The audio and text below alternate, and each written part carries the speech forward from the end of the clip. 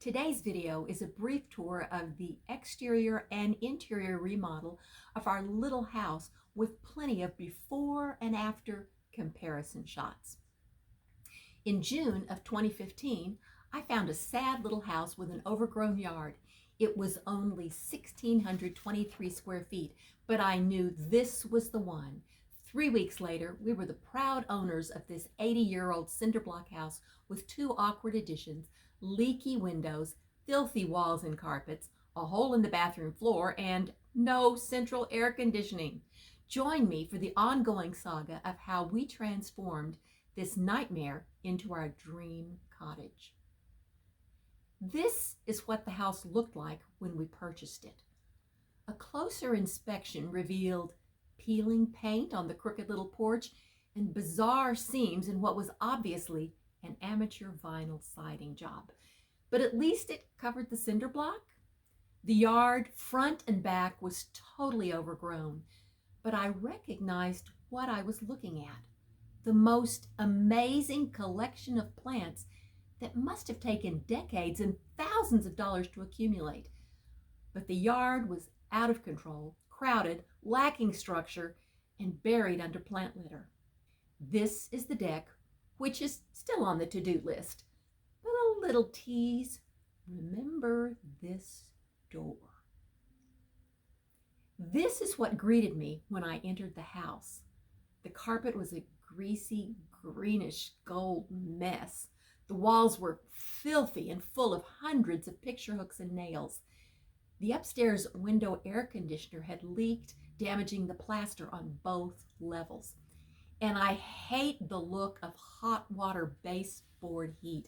I don't care how efficient it is. It's ugly. Those flimsy bifold doors standing proudly open, they led to the dungeon. Lower level basement. The original house was 850 square feet, so there was no room for a grand entry or even a dining area for that matter. This space near the front door that looks like a passageway was the dining space in the original house. This was the little galley kitchen. If you look through the doorway, you can see into the utility room with the dryer blocking the passage. The house originally ended right before the dryer. At the farthest end is the sunroom in the first addition. This is the view looking back through the kitchen toward the front of the house. You might be thinking, that doesn't sound so bad. All old homes have quirks, but you have to understand that half of the house was accessed through that kitchen and utility room. This house had serious issues with design. The before pictures show how ugly the house was, but really can't communicate how poorly it functioned. From this point on, I suspect you could become disoriented, so I'll quickly share the original floor plan. On the left is the front door.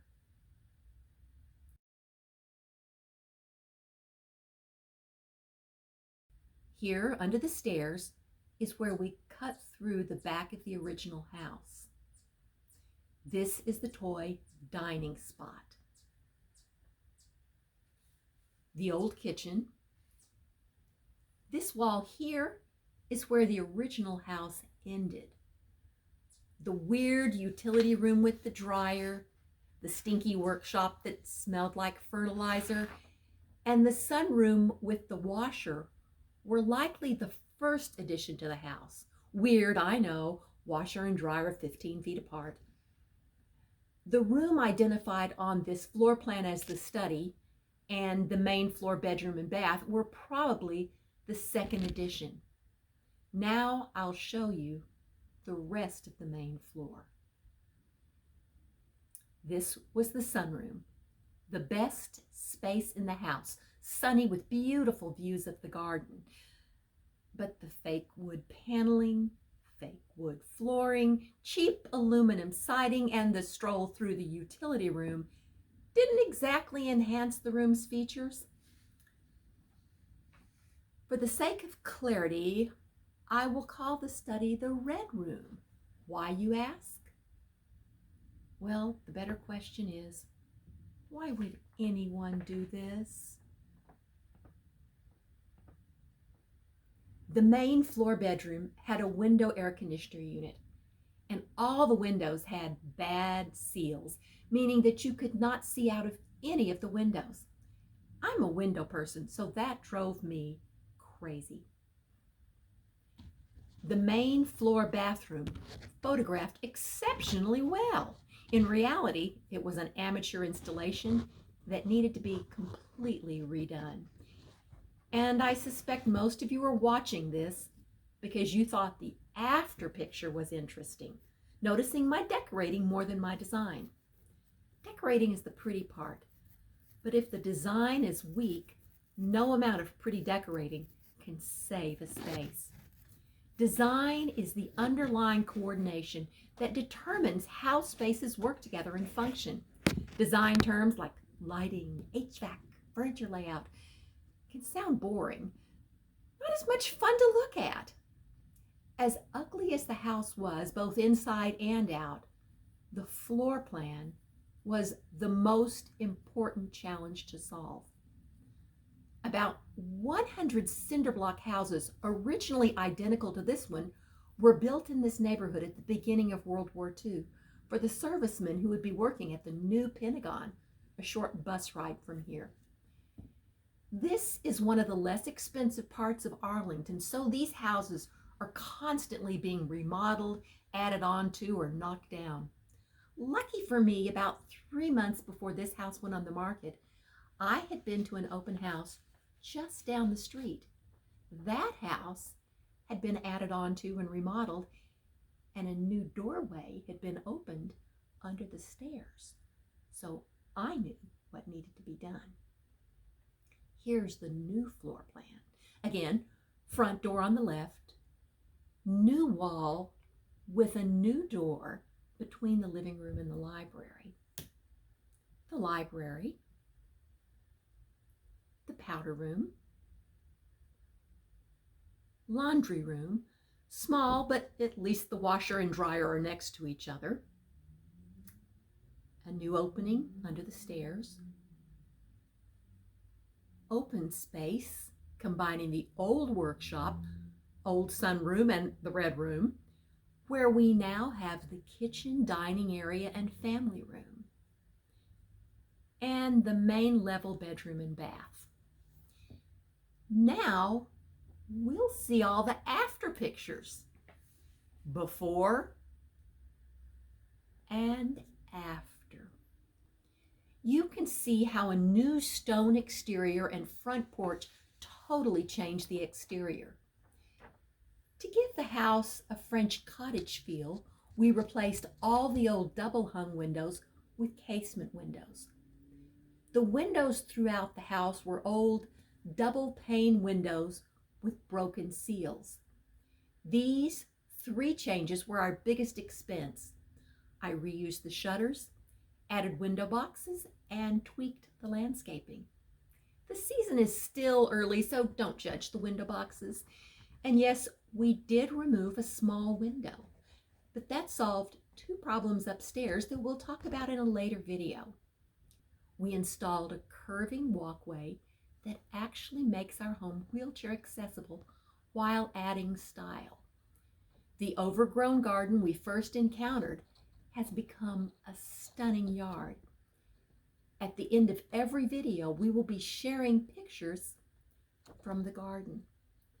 The previous owner might not have taken great care of the house, but he obviously loved the garden even more than I do. We, meaning my sweet husband, used the scrap stones from the façade to make a patio and walkway on this side of the house, solving some serious mud issues caused by our Northern Virginia rain. The backyard was all garden, no grass.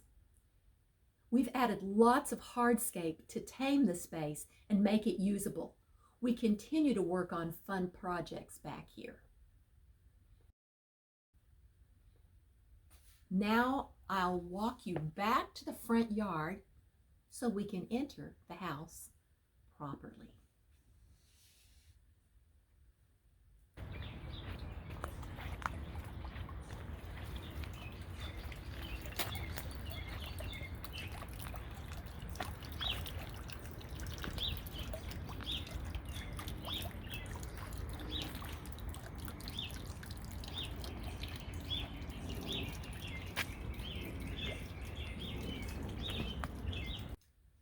Before and after. Again, design is the underlying coordination that determines how spaces work together and function. Since our front door opens right into the living room, it also must function as our entry. This is how we access the entire rest of the house, upstairs and down. So traffic flow is the most important design element. The solution is simple: uninterrupted paths between the front door and the new arched passageway and the stairs. And the door to the library and powder room is placed near the archway. This leaves a corner of the room for a sitting area.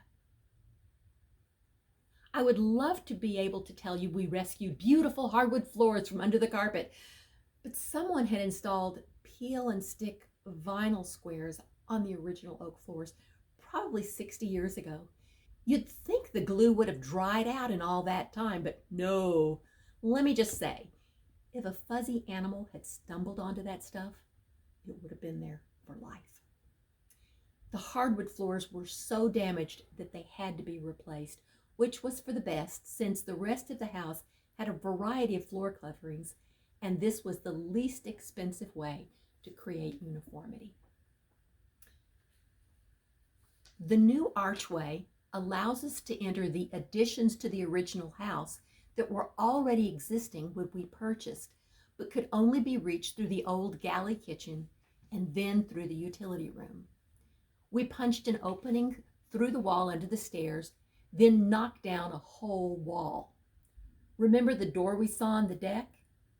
It opened into a workshop where fertilizer, the organic kind, had been stored. The stench had me a little worried. To the right of where those shelves are, that's where we created the pass-through. You can actually see the cinder block from the back of the original structure. Here are some fun pictures of the wall removal. The green tape on the wall outlines where the doorway will be cut. The door to the workshop was replaced with a single French door. The old workshop has been transformed, and the sliding door was replaced with windows to become our dining area. The other end of the sunroom is now our kitchen. It originally had another sliding glass door with an unattractive view of the back corner of the neighbor's house and their storage shed. Those doors floating in the wall on the left housed the washer.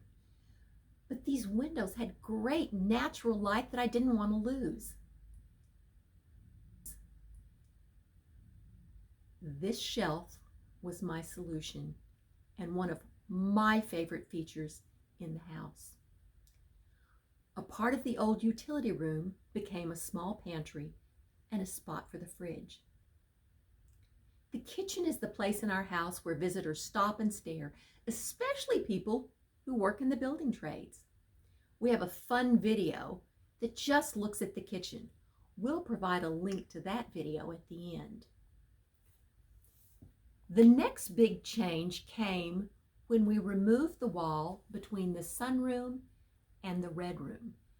This is where the wall came out. You can see how it was just a standard door opening. When the three spaces were combined, it made a wonderful great room that can be glimpsed the moment you enter the house. What you couldn't see in photos is the middle section of the house, where our new kitchen and dining area are located. That section was about 8 inches lower than the front and back portions of the house, which were miraculously the same height. I'm telling you, the house wanted us to open it up like this. The biggest changes to the main floor bedroom were removing the air conditioner from the window and replacing that window with a French door. We also removed all the carpet in the house and used a pre-finished solid bamboo throughout the main level, then refinished the hardwood floors upstairs.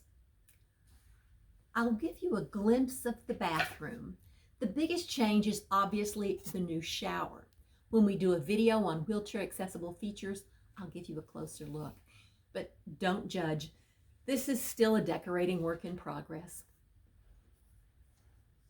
Now I'll take you back to the area we skipped, the old kitchen/dining area that we completely reconfigured. Be sure to hit like if you're enjoying the tour.